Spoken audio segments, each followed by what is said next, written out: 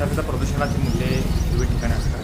मात्र जलप्रदूषण होतं आणि या संदर्भात अहवाल येतो आणि वाशिष्ठी नदी ही महाराष्ट्रातल्या सर्वात प्रदूषणकारी ज्या नद्या आहेत त्याच्यामध्ये समावेश होतो.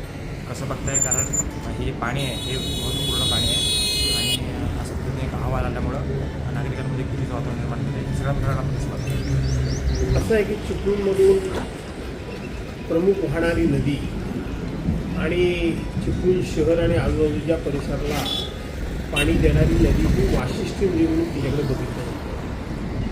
मी आज सकाळीच वाचलं आणि माहिती देखील मला मिळाली की सेंट्रल गव्हर्नमेंटचं MPCB बोर्ड असेल, महाराष्ट्र गव्हर्नमेंटचं MPCB बोर्ड असेल, या बोर्डामार्फत काही चिपळूण शहरामध्ये पाण्याचे नमुने घेण्यात आले.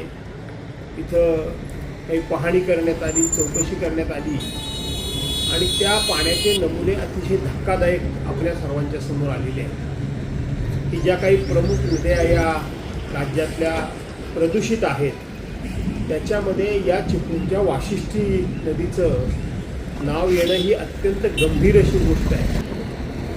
आणि म्हणून त्या संदर्भामध्ये MPCBनं चिपळूण नगरपालिकेला एक पत्र दिलं आहे आणि तात्काळ तुम्ही STP प्लॅन्ट म्हणजे जलशुद्धीकरण केंद्र तुम्ही तात्काळ उभं करा अशा पद्धतीचं पत्र त्याने दिलं आहे.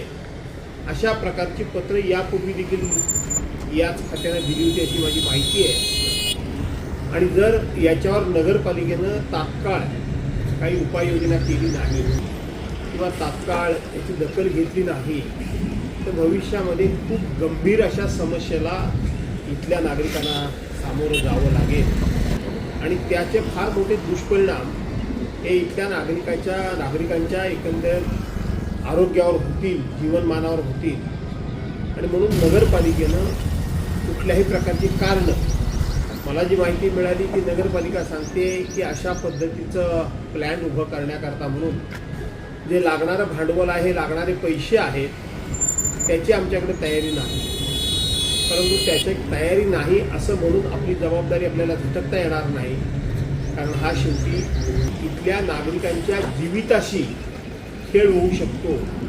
आणि म्हणून या विषयाकडं नगरपालिकेनं गंभीरपणे पाहिलं पाहिजे असं